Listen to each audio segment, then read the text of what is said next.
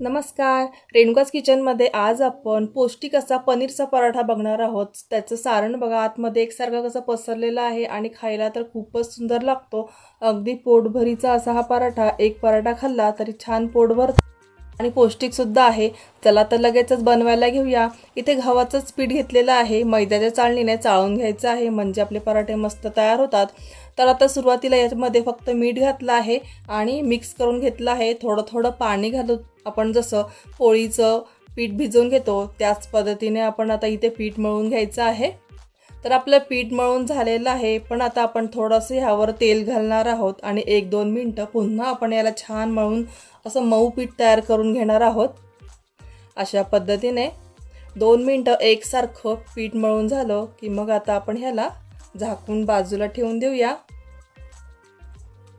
तर इथे पीठ आपलं बघू शकता छान मळलं गेलेलं आहे. झाकून बाजूला ठेवूया आणि आता त्याचं सारण बनवायला घेऊया. तर इथे पनीर आपल्याला खिसून घ्यायचं आहे. मी इथे 1/2 किलो पनीर घेतलेलं आहे आणि अगदी बारीक खिसणीने छान खिसून घेत आहे. पनीर आपलं व्यवस्थित खिसून झालं की यामध्ये आपल्याला कांदा घालायचा आहे. तर इथे मी एक मोठा कांदा अगदी बारीक चिरून घेतलेला आहे, तो घालायचा आणि भरपूर अशी कोथिंबीर यामध्ये घालायची. आलं घालायचं आहे. तर इथे मी एक अर्धा इंच आलं घेतलेलं आहे, ते पण बारीक खिसणीने छान खिसून घेतलं. 2 हिरव्या मिरच्या बारीक चिरून घेतलेल्या आहे. थोडंसं काळी मिरी पावडर यामध्ये घालायची म्हणजे छान अजून टेस्ट येते. धने पावडर घातलेली आहे 1 चमचा, जिरे पावडर घातलेली आहे अर्धा चमचा. थोडासा ओवा घेतलेला आहे, तो हातावर असा क्रश करून घालायचा, अजूनच चव वाढते. आणि आता ह्यामध्ये चाट मसाला मी घातलेला आहे. तुम्ही इथे आमचूर पावडर सुद्धा घालू शकता. एक अर्धा चमचा चाट मसाला घातला, 1 चमचा लाल तिखट घातलं आणि आता यामध्ये चवीनुसार मीठ घातलेलं आहे. मीठ मात्र जेव्हा तुम्हाला पराठा बनवायचा आहे लगेचच तेव्हाच यामध्ये मीठ घाला, नाहीतर याला लगेचच पाणी भरपूर सुटतं आणि मग पराठा लाटताना प्रॉब्लेम येतो. पराठा आपला थोडासा फुटू शकतो. त्यामुळे ज्यावेळी आपल्याला पराठा बनवायचा आहे त्यावेळेस मीठ घाला, नाहीतर मग सगळं सारण टाकून ठेवायचं आणि मग जेव्हा पराठा बनवू तेव्हा आपण मीठ टाकायचं ह्यामध्ये. तर आता आपलं सारण बनवतोय तोपर्यंत पीठ छान भिजलेलं आहे, मस्त मऊ झालेलं आहे पीठ. सारणही आपलं तयार आहे.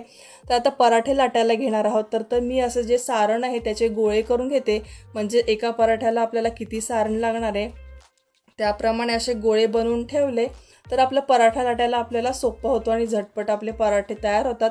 ते इथे 1/2 किलो पनीरमध्ये बघू शकता आरामशीर 9 ते 10 छान मोठे असे पराठे तयार होतात. तर आता आपण लगेचच बनवायला घेऊया.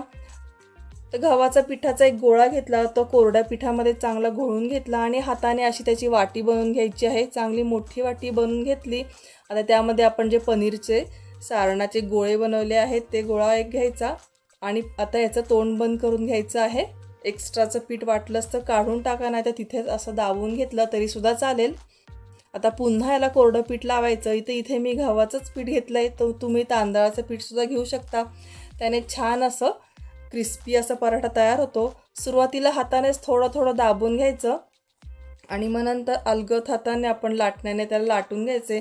असं हाताने दाबून घेतलं म्हणजे काय होतं, एकसारखं आपलं जे सारण आहे ते सगळीकडे पसरतं आणि आपला पराठा आहे तो फुटतसुद्धा नाही. आता अलगद हाताने लाटण्याने लाटून घ्यायचा आहे. तर खूप पातळही आपल्याला करायचा नाही. पराठा हा थोडासा जाडच असतो, खूप अगदी जाडही नाही आणि खूप पातळही नसतो. त्यामुळे मीडियम असा आपल्याला पराठा लाटून घ्यायचा. सगळीकडे एकसारखा असं लाटून घेऊया म्हणजे सारण छान सगळीकडे पसरला जाईल. आता झालेला आहे. तवासुद्धा गरम करायला ठेवलेलाच आहे. तवा चांगला गरम झाला की मीडियम करून घ्यायचा. थोडंसं त्यावर तेल टाकलं आहे आधीच. आता पराठा टाकला, साईडनं पुन्हा याला तेल सोडूया आणि मीडियम गॅसवर मस्त खरपूस असा हा पराठा आपण भाजून घेऊया. आता एका बाजूने थोडासा भाजून झाला की पलटी करूया. मस्त सुंदर रंग आलेला आहे. आता तुम्ही इथे तेलाचाच वापर करावा असं नाही, तूपसुद्धा वापरू शकता, बटरही वापरू शकता, लोणी वापरू शकता.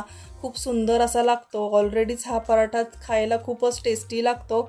मुलांना तर आवडतोच आवडतो. तो तुम्ही डब्यामध्ये देऊ शकता किंवा संध्याकाळी शाळेतनं आल्यावर किंवा जेवतानासुद्धा नाश्त्यालासुद्धा हा पराठा बनवू शकता.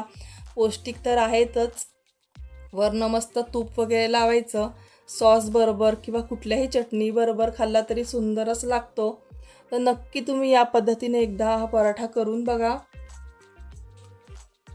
मस्त दोन्हीकडनं खरपूस असा भाजला गेलेला आहे. तुम्हाला आतमधनं दाखवते, ह्याचं सारण मस्त सगळीकडे एकसारखं पसरलेलं आहे आणि सॉस बरोबर कशाबरोबरही खूप छान लागतो. तो व्हिडिओ थोडा जरी आवडला असेल तर लाईक नक्की करा. धन्यवाद.